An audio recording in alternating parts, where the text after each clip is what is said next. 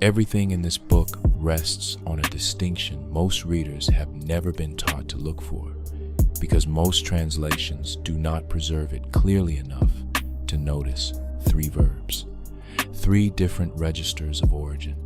Once you can tell them apart on sight, you can no longer read Genesis the way you were taught to read it, and you can no longer blur God and the Lord into a single interchangeable name.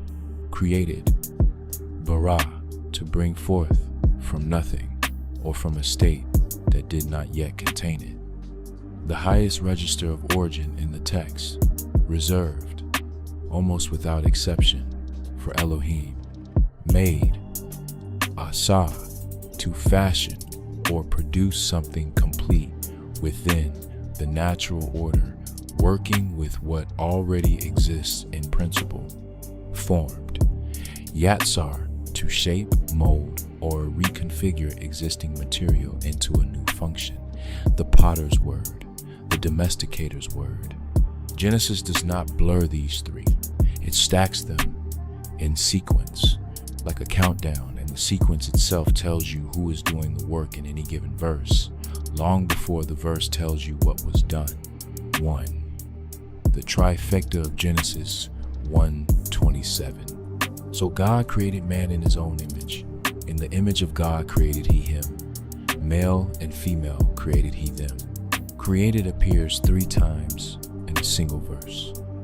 Hebrew narrative uses this kind of triple repetition as a signature, a flag planted in the text to mark something structurally significant, not a stylistic accident. Here, the signature marks the origin register. This is Elohim's account, and Elohim's account uses only the highest verb available. Male and female, together in one act from the same word. No forming yet, no field yet, no Lord yet. 2. Created and made, Genesis 2-3-4. Then the text does something most readers read straight past. And God blessed the 7th day and sanctified it, because that in it he had rested from all his work which God created and made. These are the generations of the heavens and of the earth when they were created, and the day that the Lord God made the earth and the heavens. Created and made, both verbs, paired, describing the same completed work. This is the closing seal on Elohim's chapter. Nothing here is formed. The beasts of the earth in 1:25 were made. Man in 1:27 was created. The whole of it, sealed in 2-3, is created and made, finished, rested from, called good. 2 verbs, 0 forming. Only after this seal, only once, the history of the heavens and the earth, when they were created, has been stated as complete, does a new actor enter under a new title, the Lord God.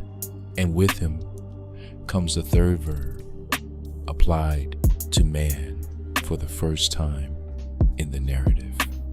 The Lord God formed man of the dust of the ground, Genesis 2-7. This is not the same event retold from a different angle. It is the ledger changing hands. Elohim's completed, sealed, rested from work in chapter 1 and 2 to 1-3 uses only created and made. The Lord's work, beginning in 2-4, introduces formed and never once uses created. 2 authors, 2 projects, 2 verbs. The text hands you the seam in plain sight. 3. Genesis 5. The seal repeated.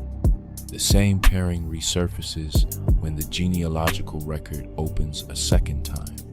In the day that God created man, in the likeness of God made he him. Male and female created he them, and blessed them, and called their name Adam. In the day when they were created. Genesis 5:1-2. Created, made, created, created. 4 uses across 2 verses, and still not a single formed. This is Elohim's ledger restated at the head of the genealogy, deliberately separate from the field narrative running through chapter 2.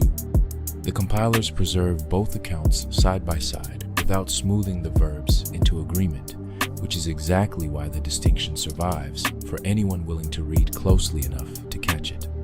4. The first beast and the second. The same split governs the animal kingdom, and it is here that the stakes of the distinction become easiest to picture. Genesis 1:25 is Elohim's entry, and God made the beast of the earth after his kind, and cattle after their kind, and everything that creepeth upon the earth after his kind. And God saw that it was good. This is the wild register, the mouflon on the mountainside, the wolf running the tree line, creatures answerable to nothing but their own nature, made whole and after their kind. Then, in Genesis 2:19, a second beast enters the record under the third verb, at the hand of the second actor. Out of the ground the Lord God formed every beast of the field and every fowl of the air, and brought them unto Adam to see what he would call them. This is the end of part 1. Visit tropicvita.com or click the link below to access part 2.